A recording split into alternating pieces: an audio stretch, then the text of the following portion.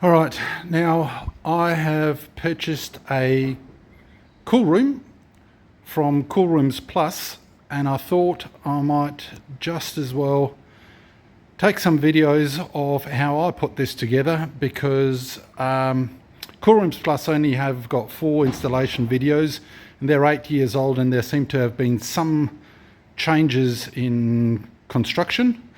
And I also purchased a slide-in refrigeration unit for this cool room, which, if all goes well, I'll show you how that is installed as well, because there are no instructions as far as I could find anywhere on the internet, and this is as of June 2026. So first of all, I've sort of laid out the panels as best as I could and arranged them. I don't have a huge amount of space in this shed.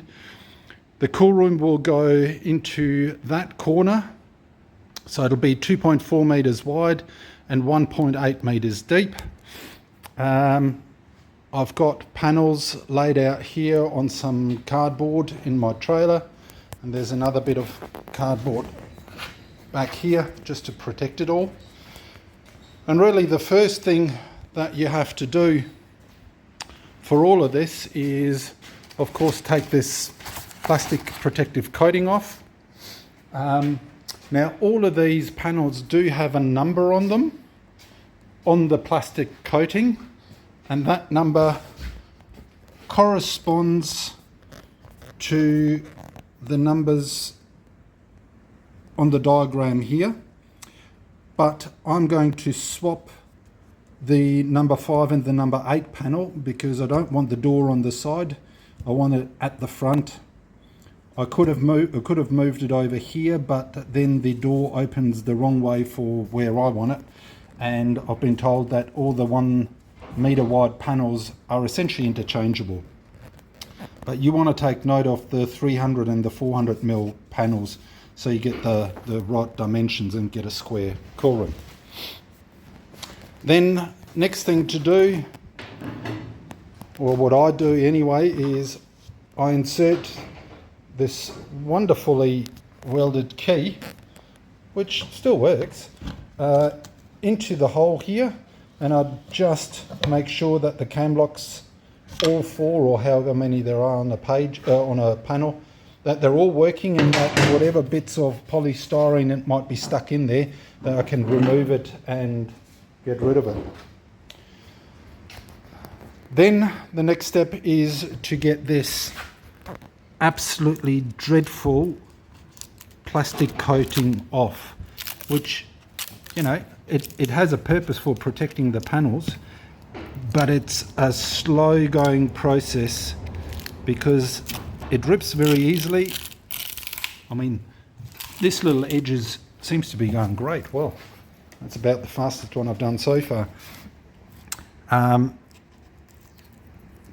one of the videos, you see a person running a like a Stanley knife, a cardboard knife, carpet cutter, across the edge.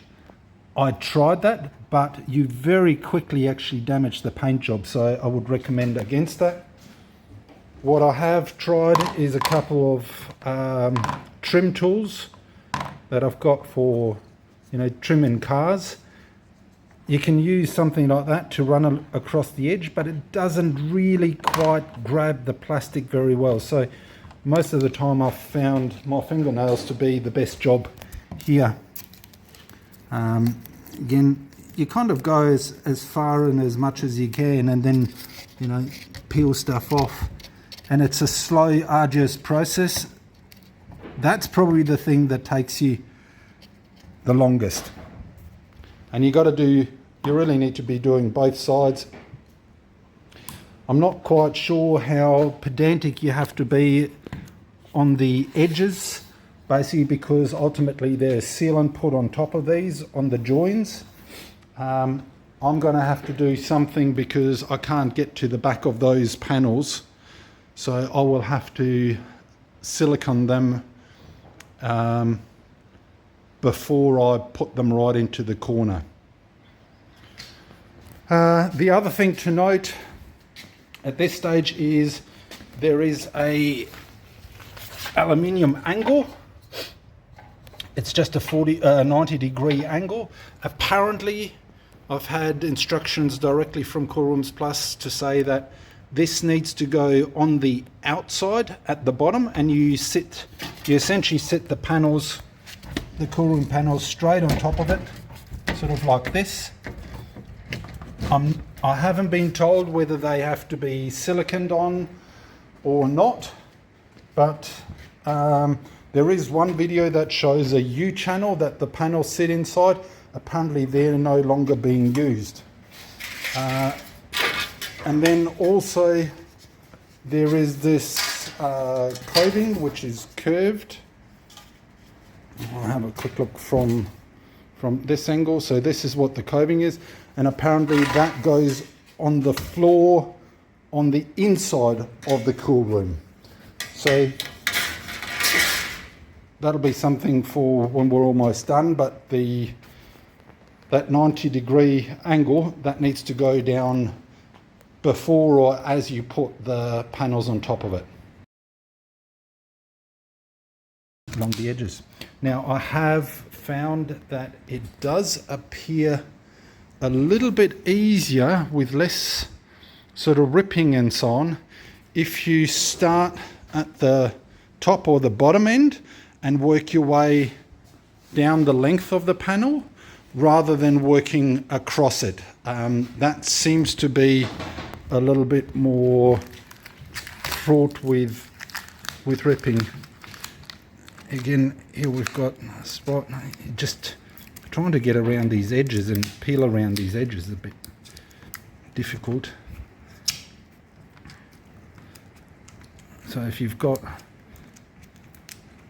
even just a tiny bit of fingernail, that seems to help a bit. And then you can, you know, in small sections, I wouldn't suggest, again, they're just rips. I wouldn't suggest pulling trying to pull whole strips off. I'd much rather, I think it works better if you sort of work small bits. And I will now work my way right across the top here and then sort of pull everything, trying to pull it down while at the same time working across and along the side. Okay, I thought I'd show you just how the cam locks work, because they have been a particular problem for me at one time or another. Not so much when you lock them. So once you've got the key in the hole, you'll notice the locking arm comes out. Now just have a look as how big this locking arm is. That's quite sizable. And so because I can't film it with one hand, I couldn't lock the whole lot together by myself. But I've locked it all the way and then unlocked it, because let's say I want to do something else and forgot to do something. Now if we look at this arm here, that's actually shortened. That's a particular characteristic of the cam lock, which sort of comes out and then tightens up. Now, if you're trying to lock these pieces together again, it's never going to work. So you have to go all the way back and then keep going, and then the arm on the inside extends. And now if we come back, that arm is a whole lot longer. And in fact, I might have to go a little bit further back still. Here we go. And you can now see that that arm's a whole lot longer again, and you can now relock those two sides.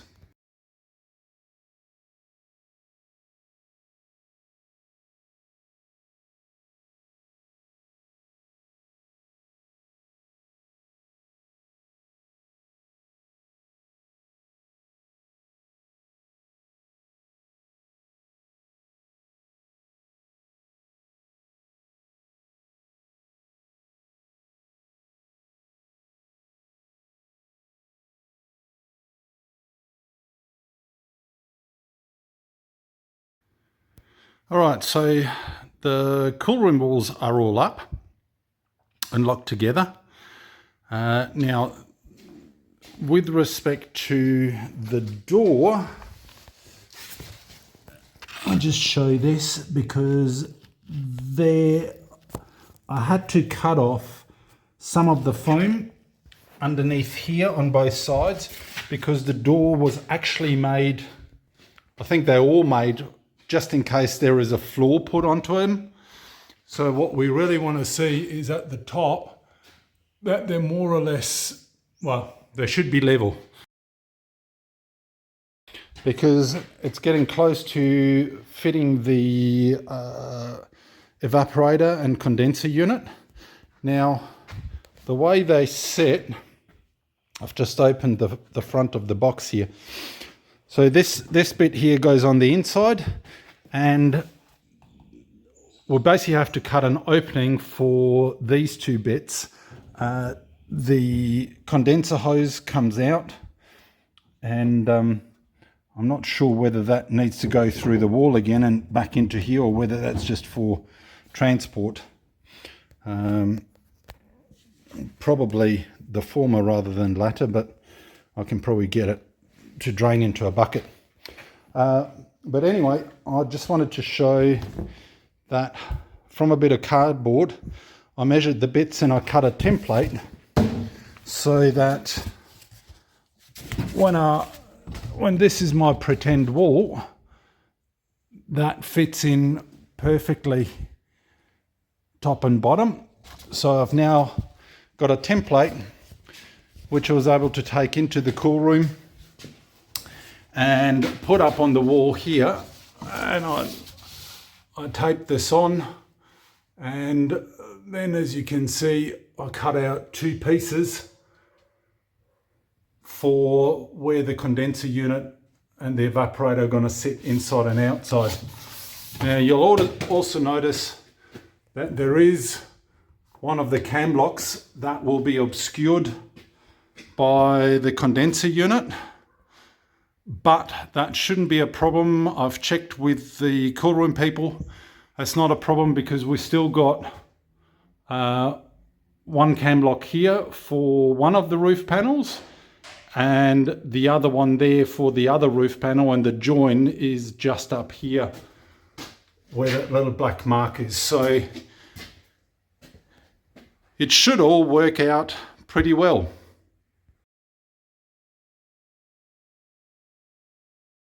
Now, according to the instructions, it looks like we have to come through here from the inside to the outside and cut a drain hole into the panel, and that would be for this drainage hose. Now, as you can see here, I don't think I did some careful measurements. Hopefully mine are correct, because they didn't quite line up with the distances from that were given in the manual. And this is what it looks like. If we come down from the top, here is my little drain hole, and with a bit of luck, I did do the measurements several times from different sides, so hopefully we should be all right and have a proper drain hole here.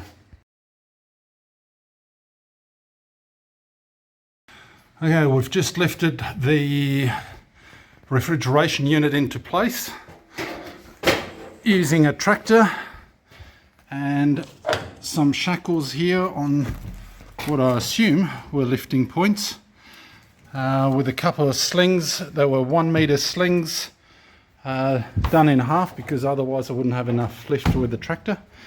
And as you can see here, slid in perfectly, sits in perfectly, also on this side. And then the last bit here, oops daisy, is our hose, which I can see just through here.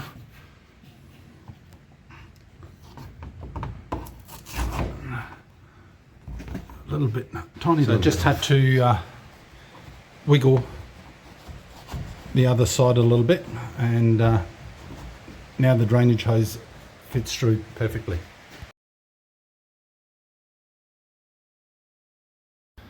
Alright, so here is the finished cool room. It all fitted together pretty well. Now the last bits, once we put the refrigeration unit in is obviously the roof, and we've put both panels on top, joined them together, and then locked them down to the sides of the cool room.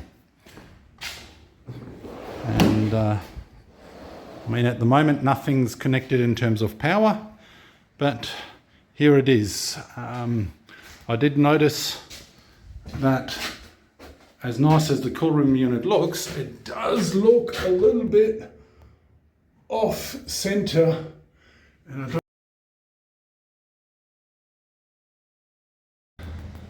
so I've just plugged the unit in just to show you how bright the LED light is. It's controlled from the control panel on the outside, where you start the refrigeration and change the refrigeration settings. But you can see there's quite ample light in here for this little thing.